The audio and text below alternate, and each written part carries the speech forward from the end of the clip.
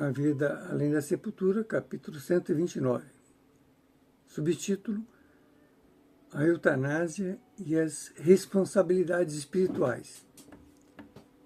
Isso é muito importante entender isso aqui, porque muita gente pensa que a eutanásia vai aliviar o sofrimento do outro, e quem toma essa atitude assume uma responsabilidade muito grande. Vamos lá. Então vamos à pergunta ao espírito Atanagildo sobre a eutanásia.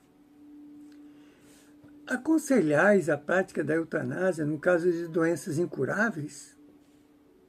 Alguns afirmam que se deve extinguir a vida daqueles que sofrem atrozmente, sem possibilidade alguma de cura.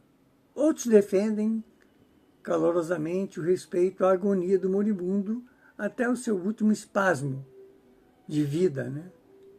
Vida aqui, né? Mesmo que se apresente do modo o mais cruciante. Então responde o espírito Atanagildo.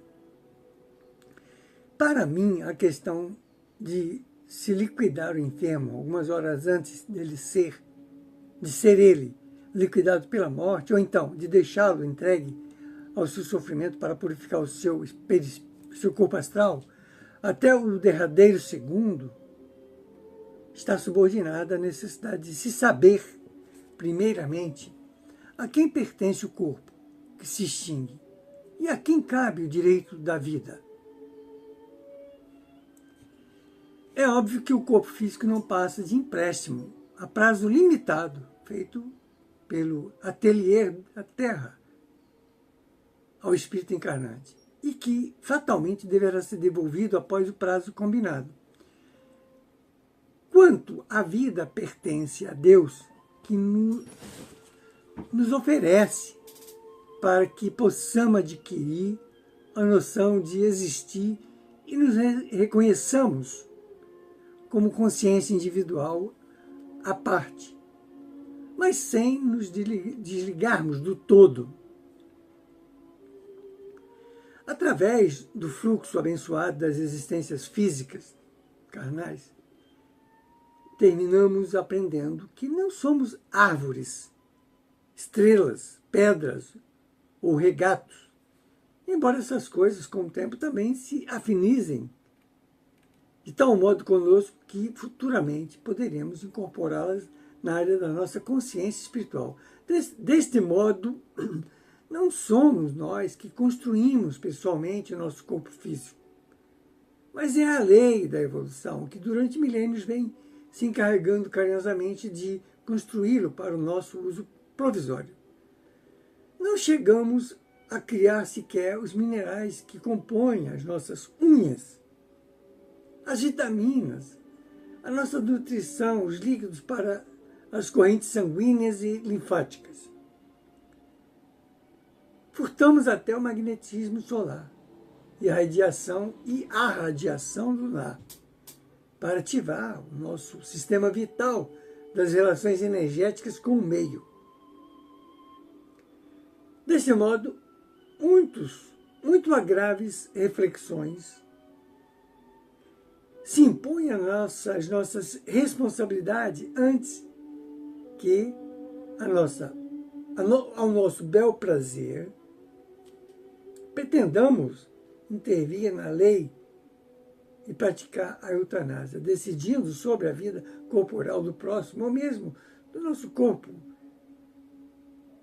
esfragalhado, né? É muito importante lembrarmos de que não precisamos intervir para que o bebê recém-nascido cumpra sua tarefa de crescer. Para isso, só lhe ofertamos leite líquido ou em pó. E apenas isso transforma em um adulto de olhos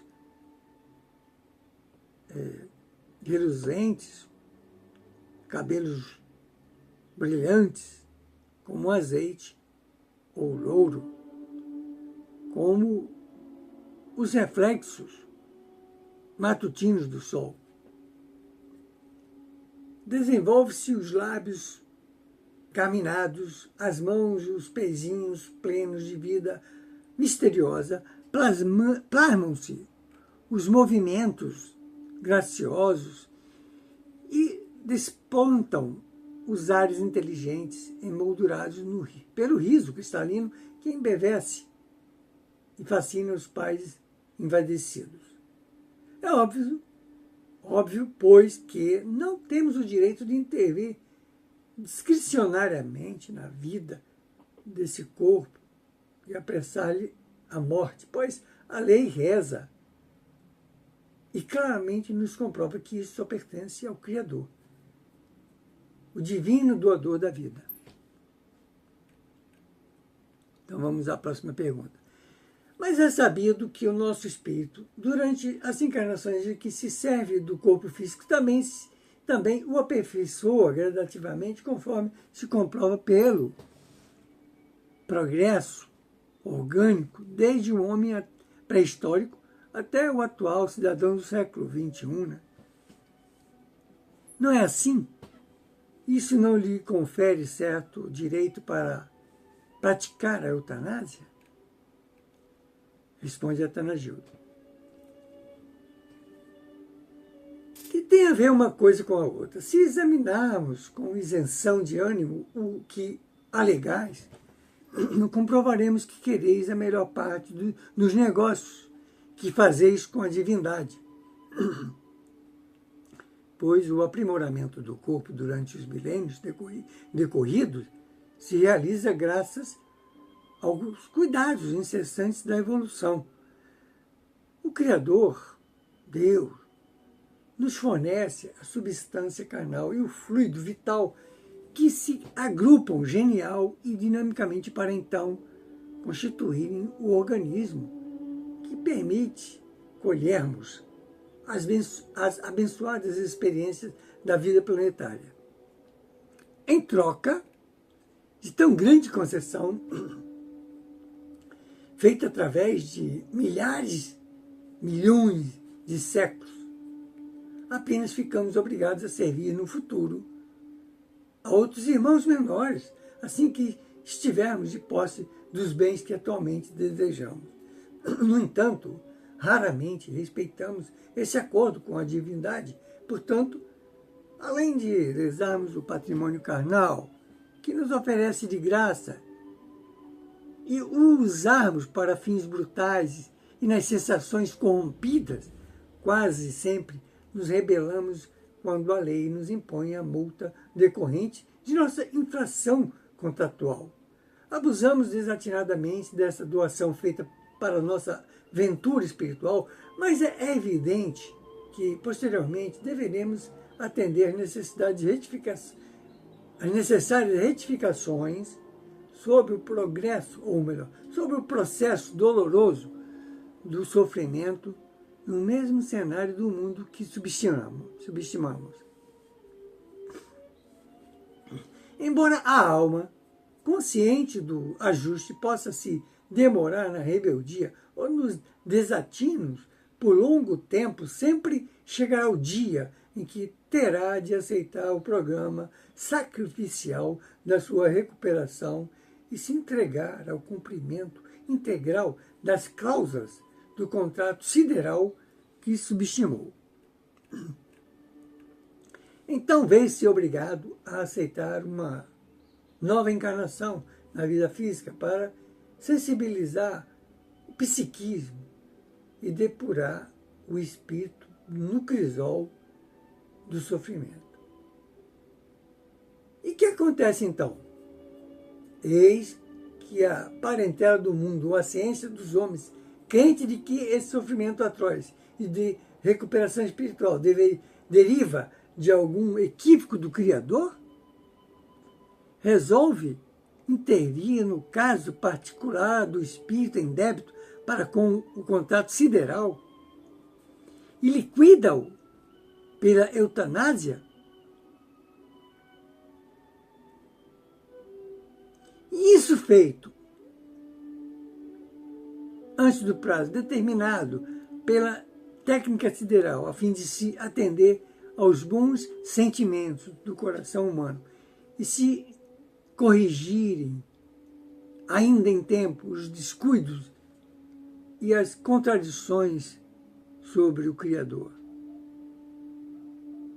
No entanto, essa gloriosa sabedoria humana ignora que apenas transfere para outra vida futura a mesma soma de dores e sofrimento que foram reduzidos pela eutanásia, ato discutível até pela razão humana, e que de nenhum modo soluciona o problema delicadíssimo do espírito que é eterno. O problema é que as pessoas materialistas acham que tudo termina com a morte. Mas quando o espírito se liberta do corpo, se depara com uma... Claro, que muitos ainda perduram muito tempo no mundo espiritual achando que continua vivo. E acaba até enlouquecidos porque ficam tentando entrar em contato com as pessoas que estão ainda nesse mundo, que ainda conseguem enxergar, e elas não conseguem ouvi-las. E elas acabam enlouquecendo, até que, por misericórdia divina, os espíritos superiores conseguem se aproximar dela no momento em que ela consegue se sintonizar com a verdade da vida espiritual e socorrê-la, levar para hospitais, para manicômios, ou para onde precisar ir. Vamos ficando por aqui. Esse é o capítulo 129 do livro A Vida Além da Sepultura.